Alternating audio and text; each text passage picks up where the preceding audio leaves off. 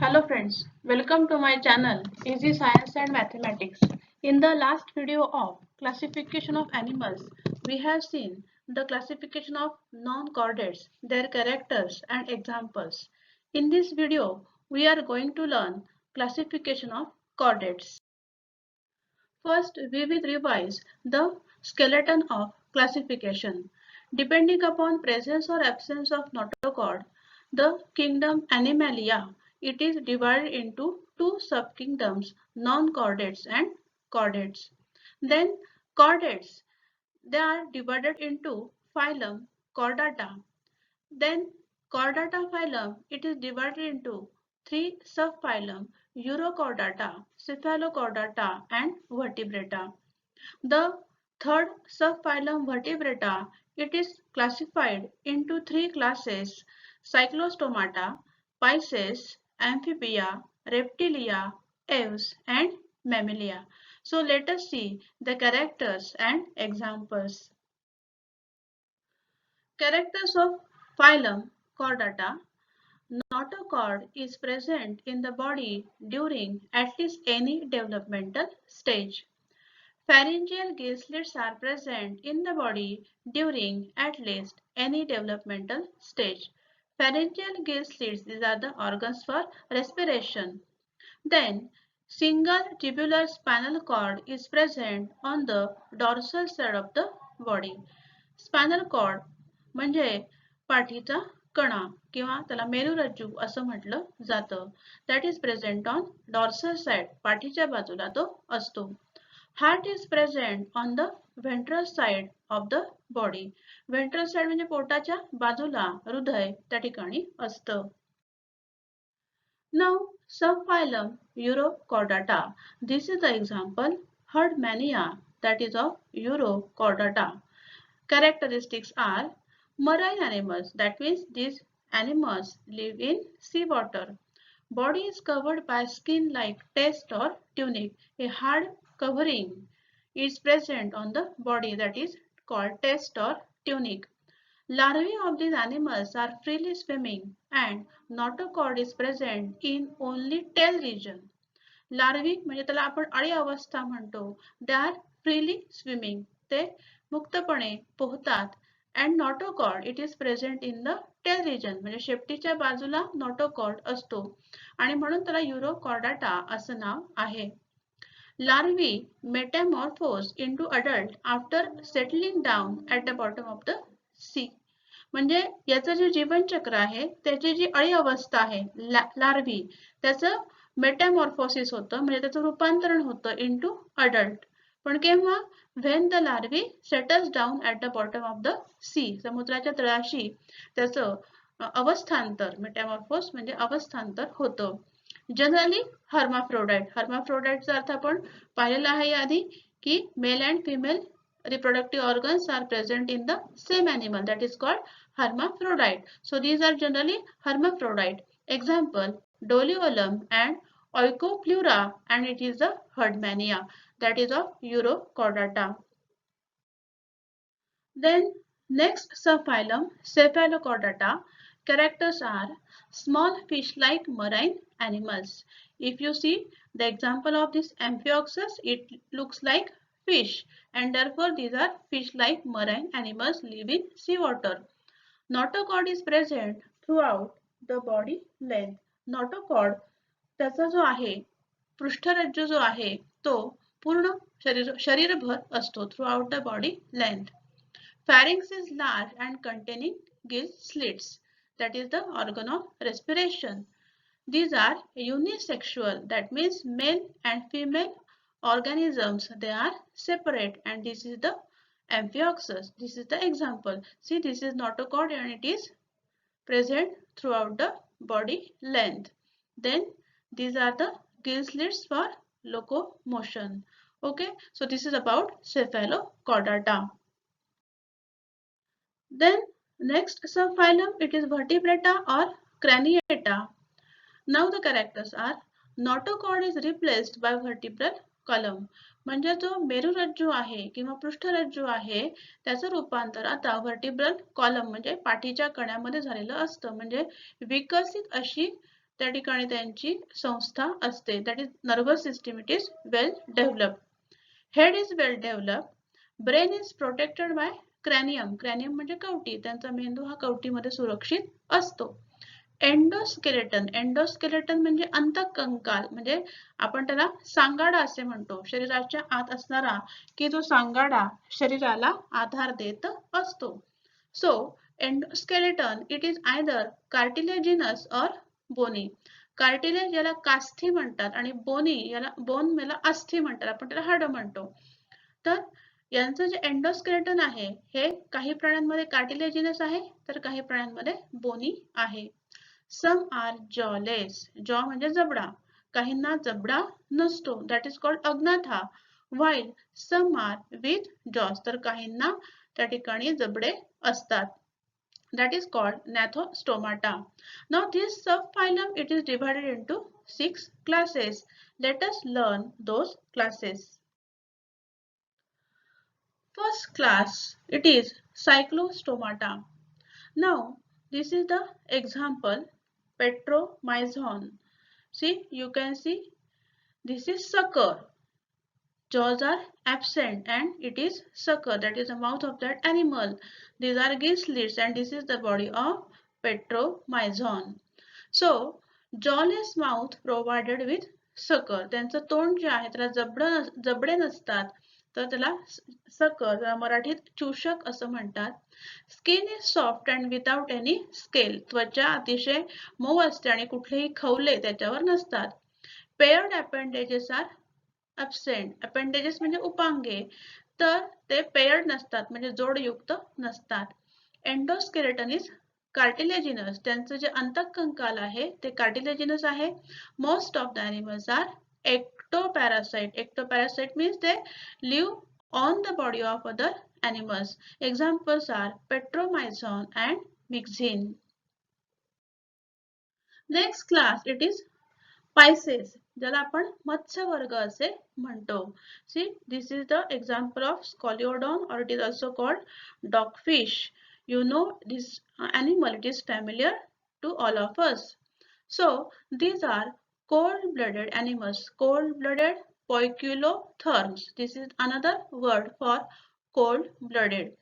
शीतरक्ती प्राणी याचा अर्थ असा आहे की बाहेरील वातावरणाचं तापमान बदललं तर यांच्या शरीराचं पण तापमान बदलतं, म्हणून त्यांना कोल्ड ब्लडेड असं म्हटलेलं आहे.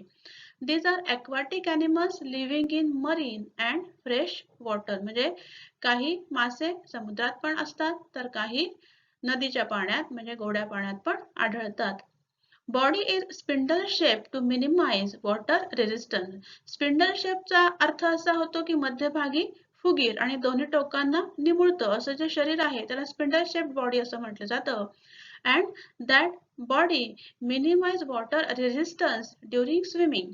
जेव्हा हे मासे पाण्यात पोहतात तेव्हा पाण्याचा प्रतिरोध कमी होण्यासाठी त्यांच्या शरीराची रचना ही स्पिंडल शेप असते. They have paired and unpaired fins for swimming. Paired म्हणजे मग दोन्ही बाजूला आहेत आणि unpaired म्हणजे एकाच बाजूला.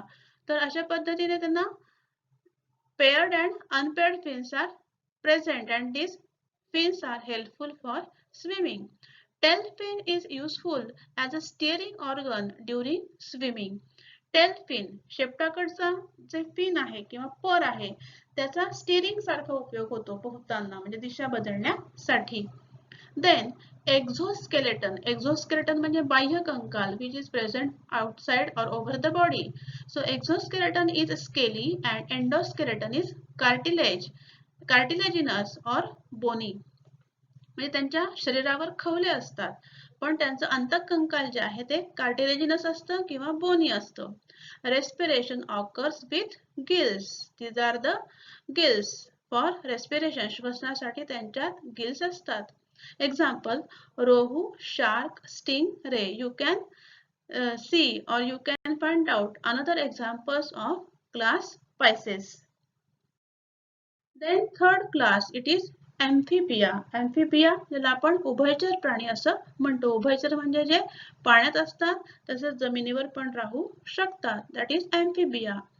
Now example, perform aquatic as well as aerial respiration during adult stage. म्हणजे प्रौढावस्थेमध्ये ते एरियल रेस्पिरेशन म्हणजे हवेमध्ये पण श्वसन करू शकतात किंवा aquatic पाण्यामध्ये राहताना सुद्धा ते श्वसन करू शकतात. Have two pairs of appendages. त्यांना उपांगांच्या दोन जोड्या असतात. पुढचे दोन पाय आणि मागचे दोन पाय. Two pairs of appendages. उपांगे त्यांना आहेत. Digits are without claws. त्यांची जी बोटं आहेत त्यांना claws म्हणजे नख्या नसतात. Exoskeleton is absent. त्यांचं जे बाह्य कंकाल आहे ते नसतं. Skin is usually kept moist for respiration. त्यांची त्वचा जी आहे ती ओलसर असते for respiration because they respire through skin also. External ear is absent but tympanium is present. त्यांना बाह्य कर्ण नसतो, कान नसतो, पण डोळ्याच्या मागच्या बाजूला tympanium हा अवयव असतो. Neck is absent. त्यांचं मान जी आहे ती अस्तित्वात नसते, म्हणजे डोकं आणि धड असे दोन शरीराचे भाग असतात. Eyes are prominent with eyelids. त्यांचे डोळे जे आहेत ते prominent थोडे बटबटीत असतात आणि त्याला eyelids म्हणजे पापण्या असतात. Example frog, toad. फ्रॉग, बेडूक हे आपल्या परिचयाचं उदाहरण आहे. So this is about Amphibia. Now next class it is reptilia. याला सरपटणारे प्राणी असं आपण म्हणतो. First, true terrestrial animals with creeping movement. म्हणजे आतापर्यंत जे प्राणी आपण बघितले ते हवेत ते पाण्यात राहणारे होते, परंतु इथे हे जे प्राणी आहे या संघापासून जमिनीवर राहणाऱ्या प्राण्यांचा संघ किंवा प्रकार सुरू होतो. So these are first true terrestrial animals with creeping movement. Creeping movement म्हणजे ते सरपटतात. These are cold-blooded, that is poikilotherms. Creep on the land as body cannot be lifted up. त्यांचे पाय कमकुवत असल्यामुळे त्यांचं शरीर जमिनीपासून उचललं जाऊ शकत नाही आणि म्हणून ते सरपटतात. Skin is dry and scaly. त्यांची त्वचा कोरडी आणि खवलेयुक्त असते. Neck is present between head and trunk. डोकं आणि धड याच्या मध्ये मान अस्तित्वात असते.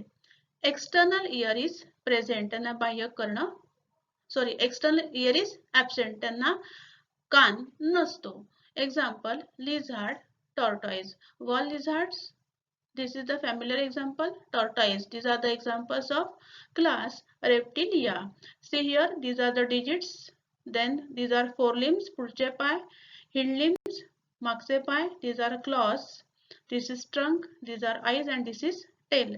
So this is about Reptilia. Next class it is aves. Aves ज्याला आपण पक्षी वर्ग असे म्हणतो.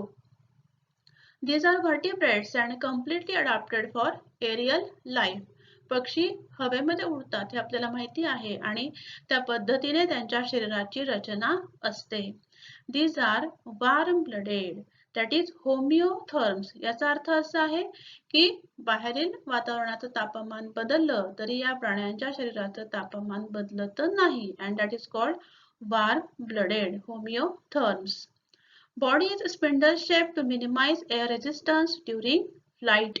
उडताना हवेचा प्रतिरोध कमी व्हावा म्हणून त्यांचं शरीर सुद्धा स्पिंडल शेप आहे. That is मध्यभागी फुगीर and it is tapering at the both ends. दोन्ही टोकाला निमुळत असतं. That is spindle shaped body.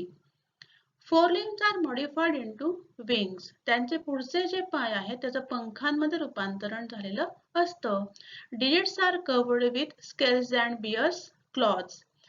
त्यांचे जे पाय आहेत त्यांची जी बोटं आहेत त्याच्यावर स्केल्स म्हणजे खवले असतात and they bear claws. त्यांना नख्या असतात.